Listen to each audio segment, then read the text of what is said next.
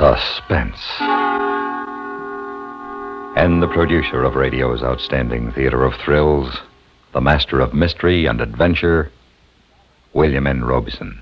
Talent is an elusive and mystifying phenomenon, and one of the most curious things about it is that it manifests itself in the most unexpected places. One of the most talented sound men in radio broadcasting is Tom Hanley. We did not know until recently that he possesses another talent. He is an extraordinarily fine writer. It is his radio play you are about to hear, Tom Hanley's terrifying story, Misfire. And now, Misfire, a tale well calculated to keep you in suspense.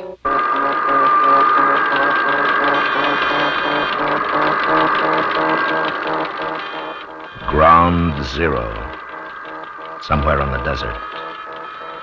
We are inside the cab where the bomb, this one called Jackhammer, awaits the impulse from control point some 14 miles to the south. Electronic gossips hum and throb their chatter about the health of the patient, suspended 500 feet above the desert floor. But the unfeeling machines neglect to mention a human factor this morning. An imprint of carelessness, a small metal wrench jammed in the track of the electronically controlled door.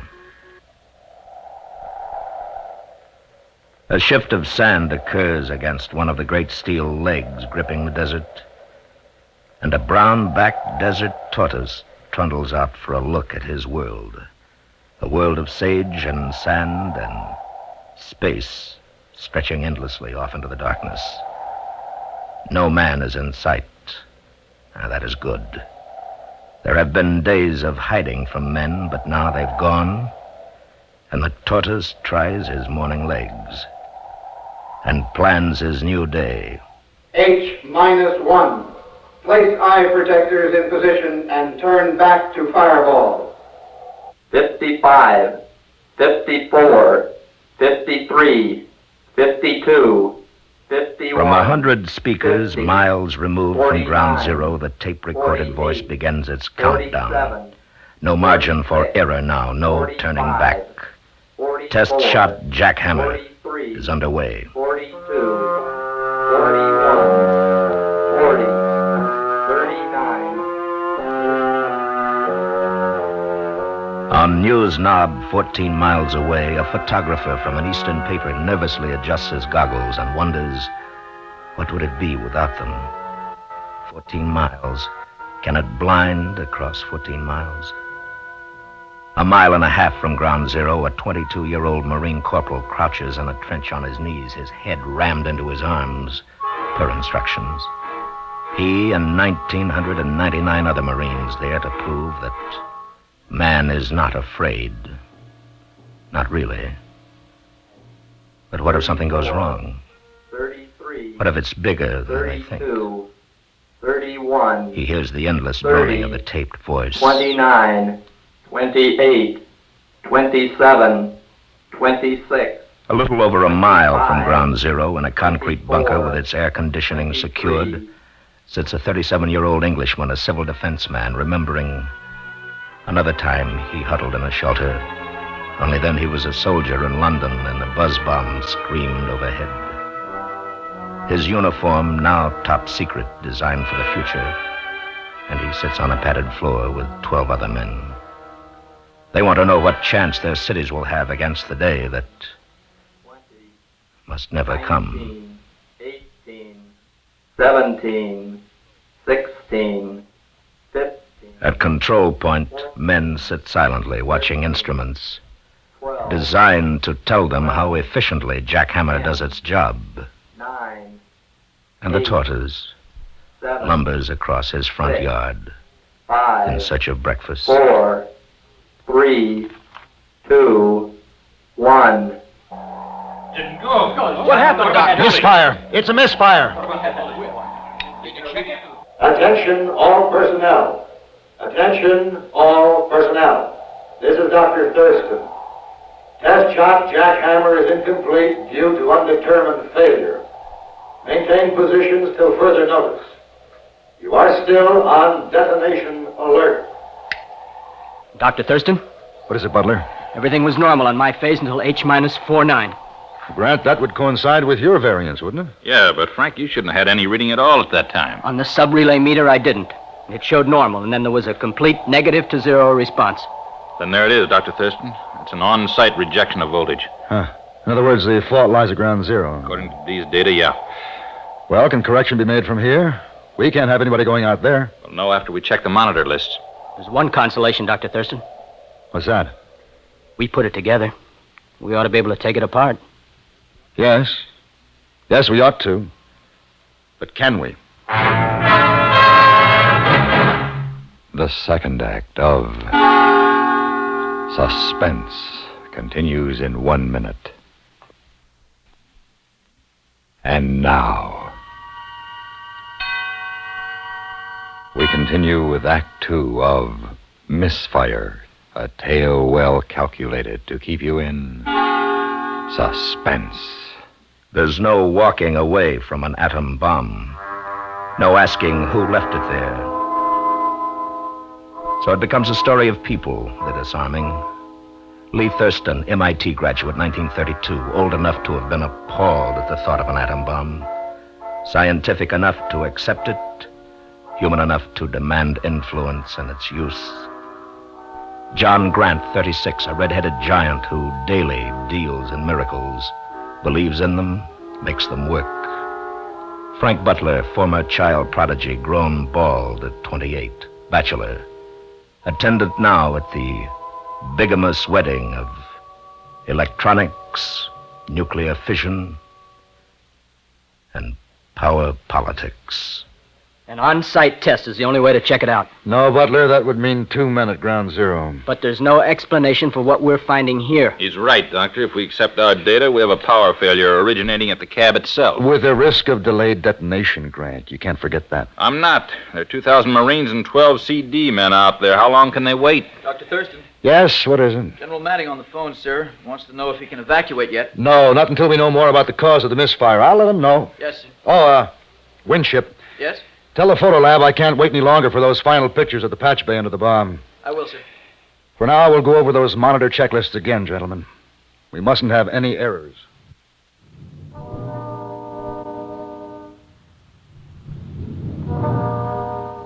News Knob has a mathematics of its own. The bomb plus the names of the men in the control point plus a little background data equals a story. Mention that these men were in high school when the first atomic pile was activated.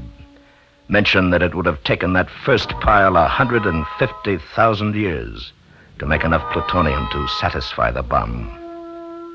Point out how the Cold War overcame all that. But tell mostly of the struggle to stop Jackhammer this morning. Hello, New York. Get me Barney, will you, honey? Tell him it's Pierce. Yeah, well, then call him at home. It's important. Hey, where'd you get the coffee? I need some. I'm freezing over here. Here you go. Hey, thanks a lot. Hello, Barney. Now, listen, you better call that off and go on into the office. This may develop into something out here. The bomb didn't go off. No, not a delay. It just didn't take. Well, the rumor we hear is that the last boys to hook it up are going to have to go out and coax it down. How do I know who it'll be? Yeah, I know that's what I'm here for. I know.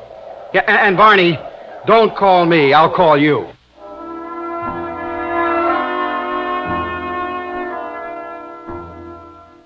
The Marine lies flat now, permission granted.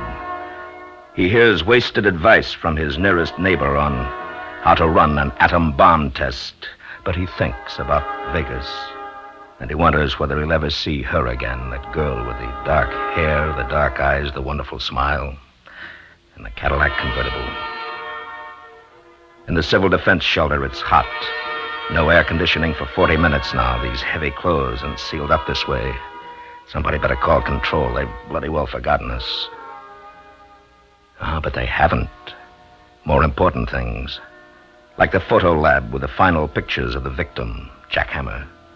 Pictures of the bomb with its viscera displayed, A to B and yellow to ground. The proper circuit for agony. Well, this one's okay. This one's all right. The pictures show the patch cords are all okay, Dr. Thurston. Wait a minute. Just a minute now. We've always assumed that if we got power to the site proper, that it would go on to the bomb. Of course. The door to the cab completes the circuit. Voltage to the door, voltage to the bomb. All right, then. What if the voltage didn't get beyond the door? Oh, that's impossible. Our monitors show the door completely closed. All right, but what if it didn't? For some reason. What reason? What could go wrong that wouldn't show on the monitors? I don't know, but it's got to be out there. Let me go check it. I can't order anybody out there. I'm asking to go. I'll go with you, Frank. No. But if anybody goes, it should be two. You'd need a phone line during the climb in case we found anything here. You'd need test equipment, tools for opening the door manually, radiation test gear, and a wrench. That disconnect would have to be made immediately, Frank. A wrench? What's the matter? You look ill. No, nothing, sir. I've had no sleep, I guess. 500 feet and no power for the elevator, Frank. I'll go with you. All right. But I ought to go alone. Act 3 of Suspense follows in 1 minute. And now, we continue with Act 3 of Misfire, a tale well calculated to keep you in suspense. The afterbirth of darkness is light, that insipid gray light of a desert dawn. And the night animals scurry homeward, and the day things begin their minor motions. And slowly it begins the gradual creep of light and warmth across the land, till its source explodes in the vastness of the desert, and there it becomes the sudden kiss of heat, heat that warms, heat that kills, and the in-between heat, the heat that expands. Man's product, that awkward wrench, lies in its cramped position on the tower. Having severed the connection to the bomb, it tries to make amends by stretching, ever so slightly expanding encouraged by the sun. The electronic condensers on the door await their cue, metal on metal. And that blinding concussion that has no beginning nor any end. And the tortoise, unaware, accepts his gift from the land and goes in search of his image. I better go up first, John. No, you got to man the phone. I'll start first, open the door manually, and check for radiation. Then you shoot in and disconnect the thing. All right. Hey, John? Yeah. You think we'll ever get off the tower? We may never get on it if we sit here and talk. Let's go.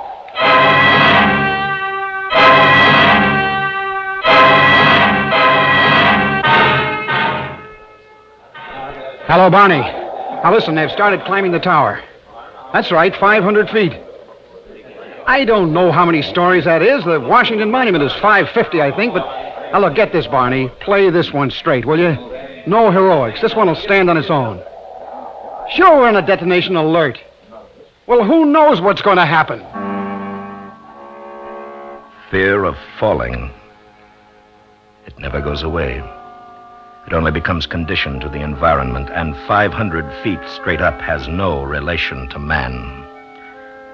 To look down or not to look down, this becomes the problem. Then what do you look at? The eyes of the man below you? No, they reflect the fear of two men. The expanse of dry lake, do you look at that? No, it shimmers in the coming heat and brings on the dizziness. Well, do you look inside? At the fear of God?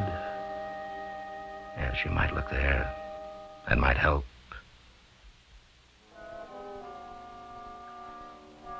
But for the most part, you climb. You lift each aching limb after the other. The next platform is the last. Well, the Irish do it in their land. The traveler never has more than a mile to go. Never. Just beyond that rise, sir. And then it becomes easier. The next platform.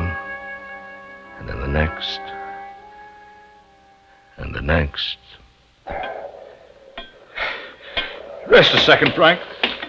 How you doing? Okay. How much further? One more platform, Frank. Just one more. It's murder. There's one consolation, though. What? Going down. We'll have power to the elevator afterwards, and we'll ride down. Maybe. If there is an afterwards. Better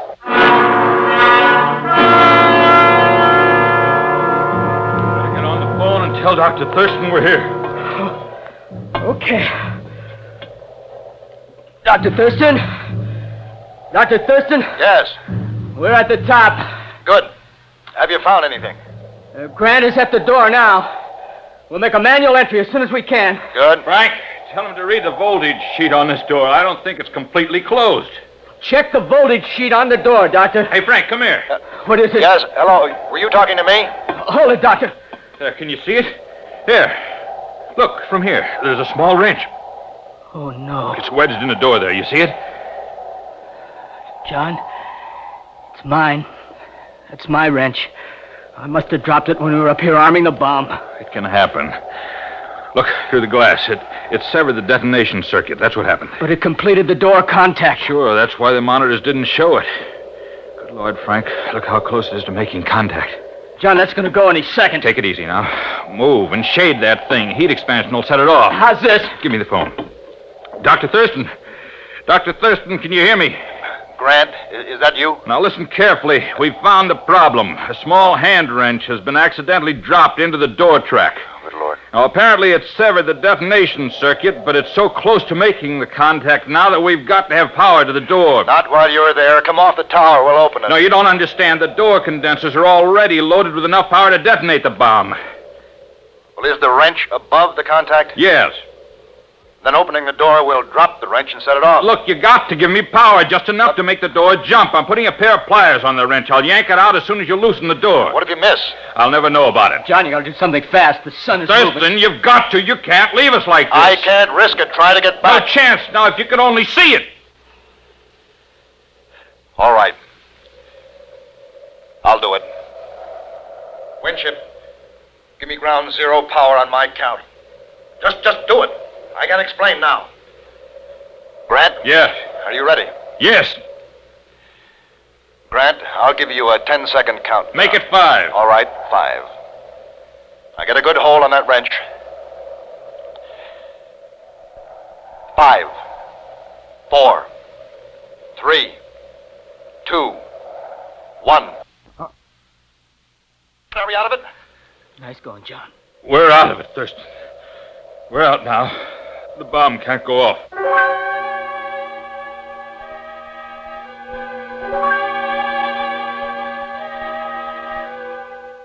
The desert sun works its subtle magic on the wrench, expanding ineffectually on the platform floor. The Marine stands up in the trench. The CD man sheds his top-secret uniform, strips to the cuff unashamed. The newsmen converge on ground zero. The redhead and the young, bald man hop from the welcome elevator to see a tortoise scurrying ponderously toward his burrow, and they pick him up. But he pretends not to be there at all.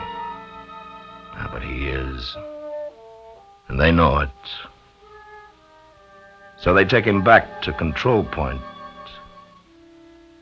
to live for another day.